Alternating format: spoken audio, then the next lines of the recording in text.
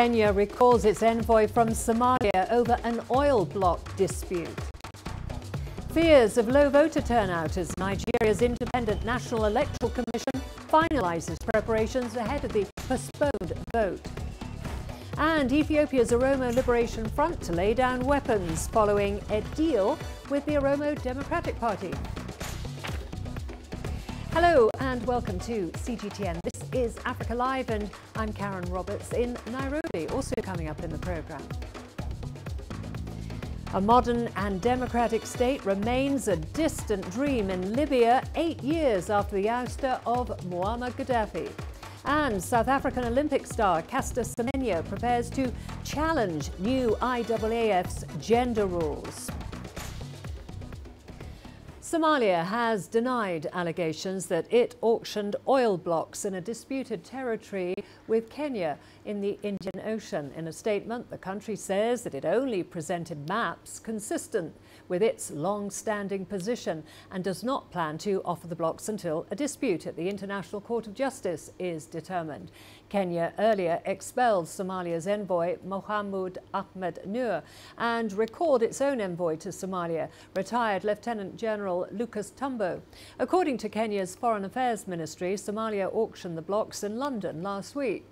Somalia regretted the decisions by the Kenyan government and said that it remains committed to continued cooperation with its brothers and sisters in Kenya.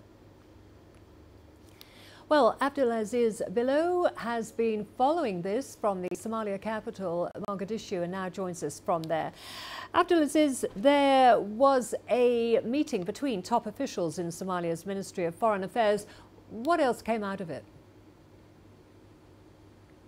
Well, Karen, throughout today, there was a series of meetings involving top government officials here in Somalia to deliberate the drastic move by Nairobi to recall its ambassador to Somalia and at the same time to order out the Somali ambassador Mohammed Nur Tarsan, who returned today in the early hours of morning here in Mogadishu prior to the notice he was given yesterday to come out of Nairobi, to come for consultations here in Mogadishu. Now, there's a statement that was released, as you've mentioned, by the Ministry of Foreign Affairs, categorically denying the claim by Kenya that Somalia did auction oil blocks in a disputed territory that is currently a matter of concern that is before the International Court of Justice. So in that statement, the Ministry of Foreign Affairs of the federal government of Somalia says that it has no plans whatsoever to sell any oil blocks in that disputed territory. They're expecting the judgment of the ICJ, the International Court of Justice. Until that verdict is reached, Somalia says it is not party to selling any oil blocks or gas reserves in that particular area. So it's also calling on Kenya not to take any unilateral decisions to grant other companies contracts to explore that particular area. And it also expressed deep concerns and regret the fact that Kenya ordered the Somali envoy out of its own country and ordered its own ambassador to Somalia to return back to Somalia. The statement also noted that the relationship between Kenya and Somalia cannot just be disrupted by a series of agreements, and the Somali government says the bond between the Kenyan people and the Somali people is one that is very solid and cannot be disrupted by any agreement. So it's a response that was released a few minutes ago before we came to this live post, Karen. Abdulaziz, let's talk a bit more about the International Court of Justice. What is the status? Any progress at the ICJ?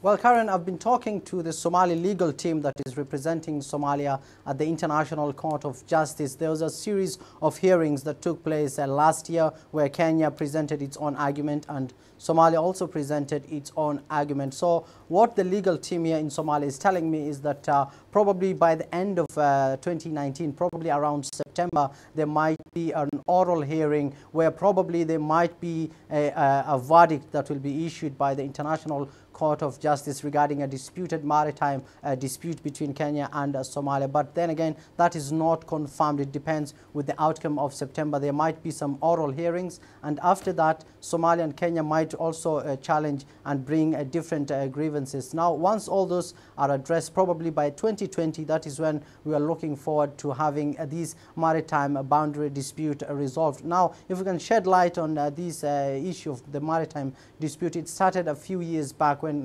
Somalia signed a memorandum of understanding with Kenya so that it can be able to seek oil and gas reserves in that particular area. Now, in 2014, the Somali government declared that deal null and void and brought the case to the International Court of Justice. So Somalia says that whatever happened in London on the 7th of February was not auctioning of oil blocks. What Somalia government listened to was the data that was collected by Spectrum so that it can be able to look for investors. And that's why there are 206 blocks, and Somalia says it's not interested in selling any of the oil blocks in the disputed territory until the verdict of ICJ is released, and it has promised to abide by the decision of ICJ, whether it grants Kenya or Somalia the ownership of that disputed territory.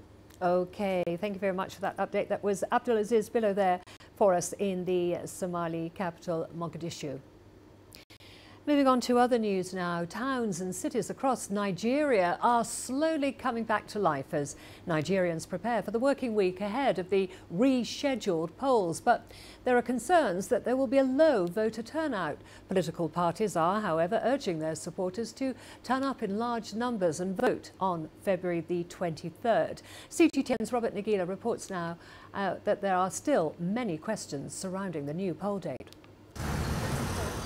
2 days after the postponement of Nigeria's elections, like many parts of the country, life is slowly returning to Lagos. Many of the city's residents had traveled to their rural homes to vote. Schools closed, businesses shut. A process that will have to be repeated in a week's time when the election is held on the 23rd of February. The two main contenders, President Muhammadu Buhari and former Vice President Abubakar Atiku, have both condemned the election delay. The Electoral Commission says the delay was necessary due to logistical challenges. On my behalf as chairman and on behalf of the commissioners, we regret what happened yesterday. Initial disbelief has now turned to frustration, and there is concern that voter turnout will be affected. Me? I'm not ready.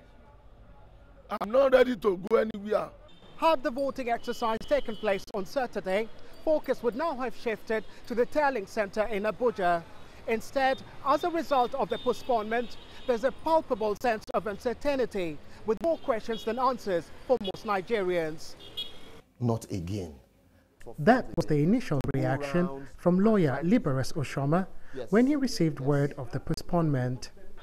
Nigeria's two previous elections in 2011 and 2015 were both hit with delays. He says there are still many unanswered questions arising from the postponement. Some materials have been distributed, sensitive and non-sensitive. What becomes of those sensitive materials that have been configured? Let's take, for example, some that carries dates. Are you going to reprint those materials, or you just leave them like that? Add on to that, the digital card readers, some already distributed, need to be reconfigured. And in some polling stations, voters' names have yet to be displayed as required by law. What happened will definitely discourage a lot of people from even participating. Some people not just traveling, they had to go sleep in places where they registered. The Electoral Commission says it will be ready in a week's time despite the challenges. The country wants to believe them. Robert Nagila, CGTN, Lagos, Nigeria. There is rising hope for improved ties between Ethiopia's ruling coalition member, the Oromo Democratic Party, and the Oromo Liberation Front. This follows an agreement between the two that led to putting down weapons. CGTN's Giram Chala now reports. The new era began immediately after the Oromo Liberation Front, which enjoys huge support from people of Oromo, agreed to abandon arms and allow its troops to join government camps. Reports suggest some 1,000 OLF fighters have now entered rehabilitation centers. Everybody remembers. The OLF chairman, Daud Ibsa, says the whole situation is opening doors of hope for coalition between ODP and OLF. We have come together how to cooperate and come to understanding, and we have signed some sort of memorandum of understanding to cooperate on issues of peace and stability, and also normalizing relation between OLF and ODP and etc. And another, nobody knows, this will lead to some sort of unity or cooperation, but we are positively working together. Many now are optimistic of Ethiopia's future. Fighting dictatorship to building democracy. Activist Jawar Mohammed, who played a key role in bringing the government and OLF together for peace, said with the reform Prime Minister Abiy Ahmed and his government are pursuing, there is many more good news coming towards Ethiopia. The hope on Ethiopia from the regional governments, from the regional people, is incredible. Because Ethiopia is a country of 110 million, the largest state, and where the failure and success in Addis Ababa affects failure and success in Nairobi, in Juba, and Mogadishu. So the potential for peace, the potential for economic growth is here. And I think there is also a young and vibrant generation coming up with a diverse background, with a diverse set of skills. I'm very hopeful that we can push us through. OLF leader Daud Ibsa is now also optimistic. With the coming of elections in few months' time, he hopes there is a lot to gain from the opening of a democratic space in Ethiopia. Thousands have been imprisoned, tortured for this change, year after year, continuously, with armed struggle added to this, pushed for this change. So we believe this change is the change of our people and our sacrifices, and we believe it is ours because it forced a reform within EPRDF. So the coming of Prime Minister Abiy and his group, we think this is part of our gain and our victory. So we hope this will carve the path and the road of change, which will take us to free and fair election in this country. The OLF fell out with the ruling Ethiopian People's Revolutionary Democratic Front, EPRDF, in 1992 and soon began launching armed attacks. Last year, the new Ethiopian government under Prime Minister Abiy Ahmed removed the OLF from a list of terrorist organizations, and its exiled leadership made a triumphant return home. Based on the current cooperation atmosphere between political parties here in Ethiopia, many say citizens could enjoy better governance now than ever before. Group Data CGTN, Addis Ababa, Ethiopia. We're going to a short break now. Don't go away. Lots more to come, including a modern and democratic state remains a distant dream in Libya 8 years after the ouster of Muammar Gaddafi. And South Africa's military shows off their hardware at a township in Cape Town.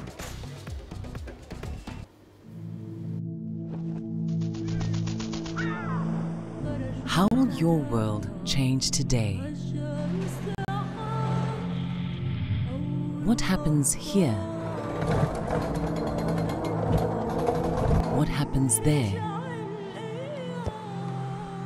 Or what you make happen for yourself? If it matters to you, it matters to us too. Your stories are the stories that need to be told. Africa Live. Find your voice.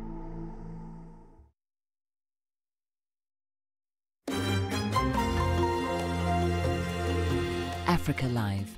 Find your voice.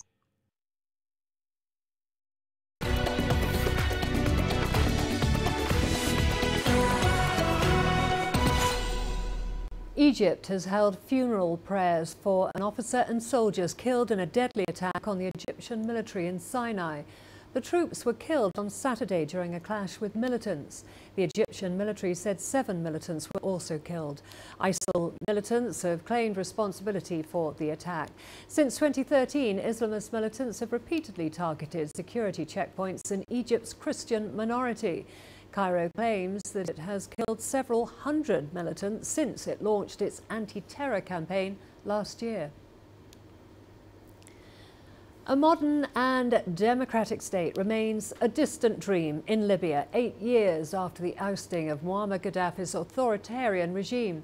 While no major celebrations are planned for the anniversary of the uprising, which started on the 17th of February 2011 in the midst of the Arab Spring, Libyans don't miss the Gaddafi days. The country, however, still remains a battleground, both territorially and politically, between a myriad rival militias and political factions operating with impunity.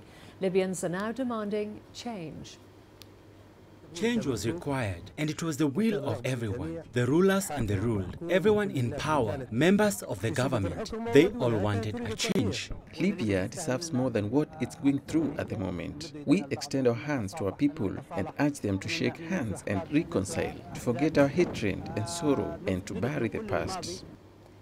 To South Africa now, and some of Cape Town's most impoverished young people have had a sneak peek of the country's military assets ahead of the official annual Armed Forces Day parade. Fighter jets, attack helicopters, armoured personnel carriers and even a combat medical unit were on display in the mother city's largest township. CGTN's Travis Andrews tells us more. South Africa's armed forces are usually not short of fans, especially when they bring out what makes the force one of the most formidable on the continent, its military assets. These are the latest and greatest weaponry in South Africa's arsenal, which are mainly used as a tool to provide peace and safety in conflict zones on the continent. But the armed forces are not just here to entertain, they're also looking for future talent to serve the country.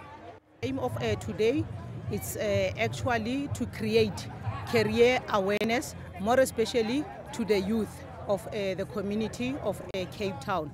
And we are as well here to actually display the hardware capability that we have in the South African National Defence Force. The armed forces brought out all the toys, including the much revered Royvalk attack helicopter, which has seen action in conflict areas, and the Special Forces Regiment, a very secretive and stealthy unit known to operate in the shadows. It did seem quite entertaining to the kids, who took to the controls of just about every piece of military hardware in South Africa's arsenal, albeit for a little fun. Now, it's certainly not every day that Cape Town's youth are exposed to such a large array of the country's military assets, and that in large part is to get them excited about joining the armed forces.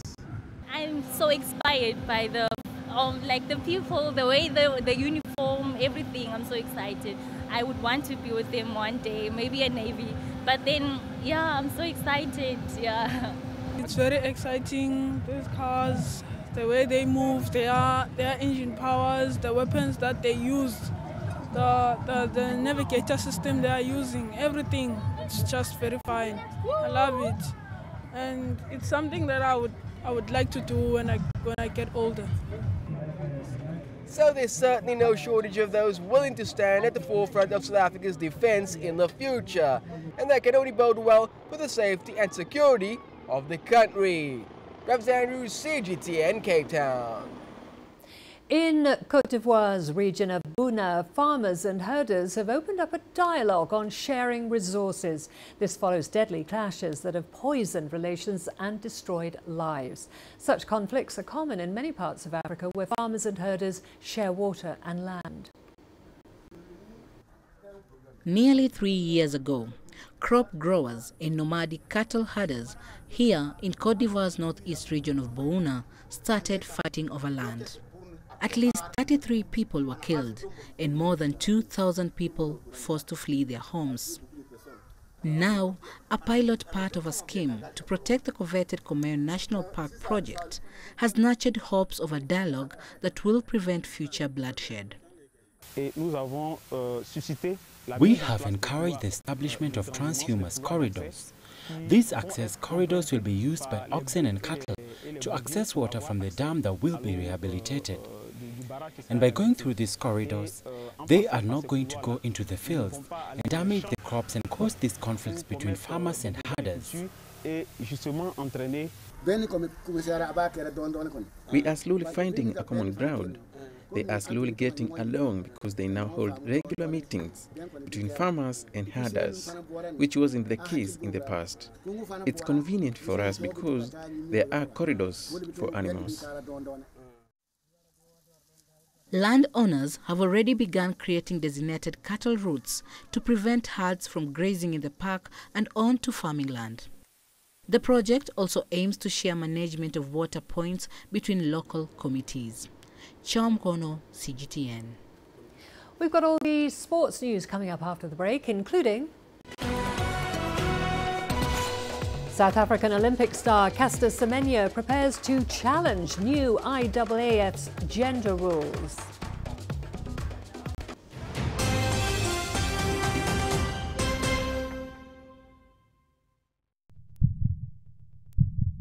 Africa, where champions are made, records are broken, legends are born. We're there for every goal, for every knockout, for every step of the way.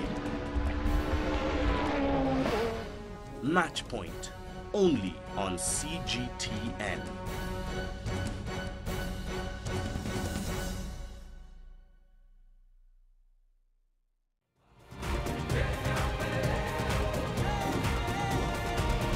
Africa Live.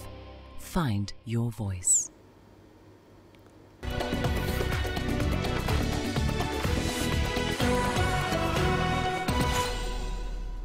South African Olympic women's 800 metres champion Caster Semenya will appear at the Court of Arbitration for Sports to defend herself in her case against the International Association of Athletic Federation.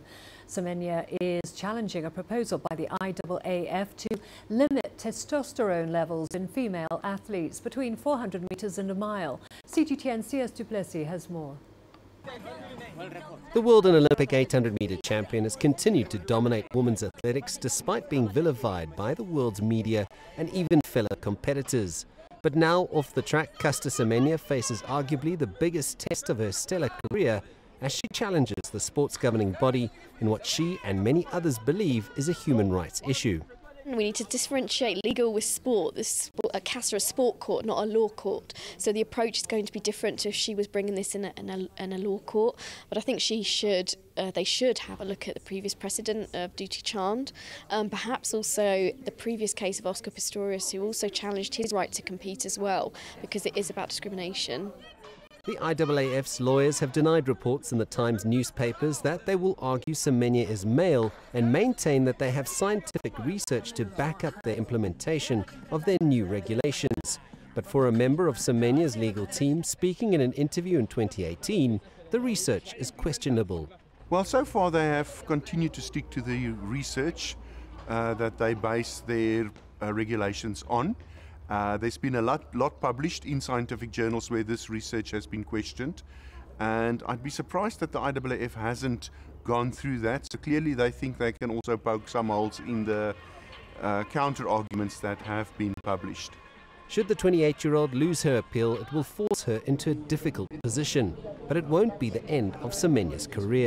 You know, if that is the ruling and if the regulations go, then Caster will have to comply and she will have to take medication. But also knowing Caster, she's also kind of mentioned that, you know, if they're limiting these regulations between 400 meters and the 1500, and then she'll go, well, then I'll try 200. Might not work out for her, but she could possibly go up in distance. Should the woman who is unbeaten over 800 meters for the past 4 years be successful, it could well see the Commonwealth Games champion break records and barriers in 2019. I think she'll probably come back like a gale force wind, you know, and just kind of break all sorts of records and go for it, because I think just to kind of prove that point. And, you know, we saw her last year. She ran with a purpose, and I guess that's exactly what she'll do again. And I think we might see trouble at this year's World Championships, or whenever she competes this year. This landmark case is not just Caster Semenya taking on the IAAF. This is Athletics South Africa, SASCOC and the South African government getting behind the golden girl of athletics, not on a sporting matter, but on what is a human rights issue, and one that could well change women's sport as we know it today. CS du Plessis, CGTN, Pretoria. Girona stunned Real Madrid as they came from a goal down to win 2-1 at the Bernabeu on Sunday in a game that saw Sergio Ramos sent off for 2 bookings. Casemiro gave Madrid a half-time lead, but Cristian Stuani levelled from the penalty spot. Sergio Ramos was sent off in the second half for his 25th red card for Madrid before Christian Portu headed home a shock winner for Girona, which began the day in 17th place but moved out of the relegation zone. In the German Bundesliga, Yusuf Poulsen scored twice in Leipzig's 3-1 win at Stuttgart in a largely one-sided match. Danish forward Poulsen scored with the game's first attack in the 6th minute, taking advantage of some lax defending to score from close range. But Steven Zuber equalised from the penalty spot 10 minutes later after the video referee intervened when Leipzig captain Willi Orban appeared to push Mario Gomez and deflect the ball out of play with his hand. Marcel Sabitzer restored the visitors' lead from a free kick in the 68th minute before Poulsen sealed the win in the 74th minute to consolidate 4th place in the Bundesliga. The Mexican Formula E Prix in Mexico City turned dramatic with not just the victory, but with the number of crashes during the competition. A number of drivers spun out of control just minutes into the race, while others collided and caused a delay in the hairpin turns of the circuit. Mahindra Racing's Wehrlein led for the majority of the race, but Audi's Di Grassi overtook him on the inside in the final corner. Wehrlein was given a 5-second penalty, which took him down to 6th place. BMW's Antonio Felix da Costa finished in 2nd place, and Venturi's Eduardo Mortara made up the podium spots in 3rd. The overall championship lead was retained by Mahindra Racing's Jerome D'Ambrosio, who finished 4th.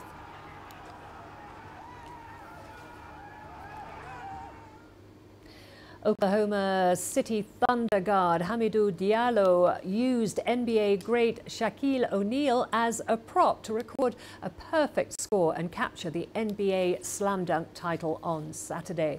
Diallo positioned O'Neal 4 feet from the basket and sailed over the former Los Angeles Laker to finish with his right arm stuffed inside the rim. He brought the crowd at the Spectrum Center in North Carolina to its feet, and the judges responded by giving him a perfect 50 score. The slam dunk event was one of several skills contests featured on Saturday night as part of the build-up to Sunday's 2019 NBA All-Star Game.